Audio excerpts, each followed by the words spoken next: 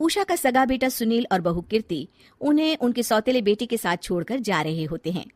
बेटा, तेरी जब कमाई बढ़ जाएगी कम से कम तब तो मुझे तू लेने आ जाना। हाँ हाँ माँ, क्यों नहीं। चलो भी, अब कितना लेट कर दिया है, टैक्सी इंतजार कर रही है बाहर। हाँ हाँ चलो। सुनील और कीर्ति चले जाते हैं और उषा उन्हें जाता हुआ देख उदास हो जाती है। तभी वहां निशा आ जाती है। अपनी सास को उदास देख निशा उनके पास जाती है। क्या हुआ मम्मी जी, आप तो बहुत सगा बेटा करती थी। आपके सगे बेटे ने तो आपको छोड़ दिया और चले गए अपनी अलग गृहस्थी बसाने। देख बहू, मेरे बेटे को कुछ भी कहने की जरूरत नहीं है। मुझे यकीन है कि जब उसकी तनख्वाह बढ़ जाएगी तो वो मुझे लेने जरूर आ जाएगा। हाँ, ये भी देख लेंगे कि वो लोग आपको वापस लेने आते हैं या नहीं। तब तक तो आप भी यहीं हो और मैं भी। उषा अपने बेटे के ना होने से बहुत ही उदास रहने लगती है। उन्होंने खाना खाना भी छोड़ दिया। सुनिए जी, मम्मी जी ने आज भी कुछ नहीं खाया। जब भी खाने के बारे में पूछती हूँ तो कह देती हैं भूख नहीं है और अपने कमरे में ही बैठी रहती हैं। ये सुनकर ऋषभ अपनी माँ के पास खाना लेकर जाता है। माँ, सुनील बेटा आ गया तू? ओह, तू है। माँ, मैं खाना लाया हूँ, खा लीजिए प्लीज। आप ऐसे भूखी रहेंगी तो बीमार पड़ जाएंगी। मुझे भूख नहीं है, ले जा तू खाना। ठीक है, फिर जब तक आप नहीं खाएंगी मैं भी नहीं जाने वाला यहाँ से। अरे तू क्यों जिद करता है? कहा ना मुझे भूख नहीं है। अरे मम्मी जी, आप खा भी लीजिए ना, ये कितने प्यार से आपको खिला रहे हैं, उसकी तो कदर कर लीजिए कम से कम। अरे तू क्यों बीच में हमेशा अपनी टांग अड़ाती है? ठीक है, लाओ दे दो। कम से कम खाने के बाद तुम दोनों तो इस कमरे से जाओगे। उषा खाना खा लेती है और ऋषभ और निशा ये देखकर खुश हो जाते हैं। चलो, कम से कम माँ ने खाना तो खा लिया। उषा एक दिन सुनील को फोन मिलाती है। हेलो बेटा सुनील, तू घर मिलने आ जाना बहू को लेकर। कितने दिन हो गए, बहुत मन कर रहा है मेरा। हाँ हाँ ठीक है माँ, ऑफिस में बहुत काम है, टाइम मिला तो आ जाऊंगा। सुनील फोन काट देता है। हेलो हेलो सुनील बेटा। सुनील की बात सुनकर उषा उदास हो जाती है। तभी वहां ऋषभ आ जाता है। माँ, ये देखो, मैं जलेबी लाया हूँ तुम्हारे लिए, तुम्हें बहुत पसंद है ना? उषा जलेबी देखकर बहुत खुश हो जाती है। अरे वाह, जलेबी लाला दे।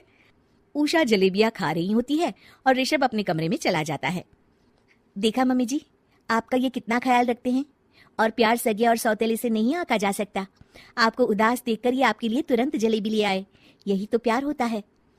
ये कहकर निशा वहां से चली जाती है और उषा सोचने लगती है, शायद तू ठीक कह रही है बहू।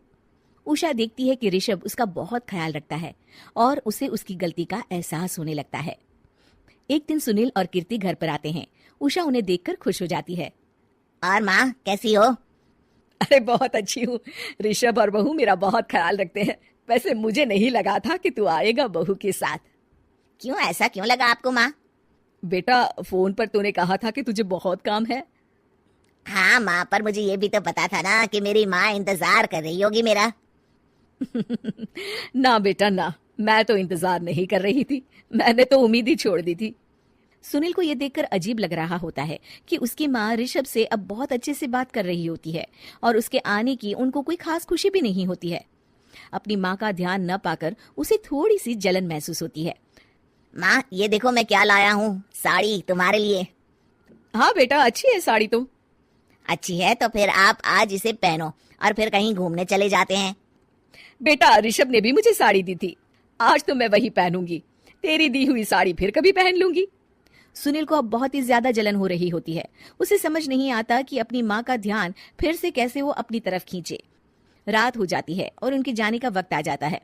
माँ चलो अपना सामान बांधो और हमारे साथ चलो। कीर्ति ये सुनकर चौंक जाती है। ये क्या कह रहे हैं आप? हम सासू माँ को लेने थोड़ी ना आए थे। अरे तुम चुप हो जाओ। माँ चलो जाओ, अपना सामान बांध लो। आप मेरे साथ आ रही हो, मैंने कह दिया तो कह दिया। अरे पर बेटा, तेरी तो तनख्वाह कम है, मैं तुझ पर बोझ नहीं बनना चाहती। अरे मुझ पर बोझ नहीं हो माँ, बस आप चलो ना, मैं लेकर ही जाऊंगा आपको। नहीं बेटा, अब मैं नहीं आना चाहती। मैं तो अब ऋषभ और बहू के साथ ही रहूंगी। ये सुनकर ऋषभ चौंक जाता है। ये क्या कह रही हो माँ? हाँ बेटा, मैं कहीं नहीं जाने वाली अब। माँ, अब सच में नहीं जा रही? नहीं बेटा, मैं तो तेरे पास ही रहूंगी अब, और जो प्यार मैं तुझे नहीं दे पाई वो सब दूंगी बेटा। ऋषभ और उसकी माँ गले मिलते हैं और निशा खुश हो जाती है।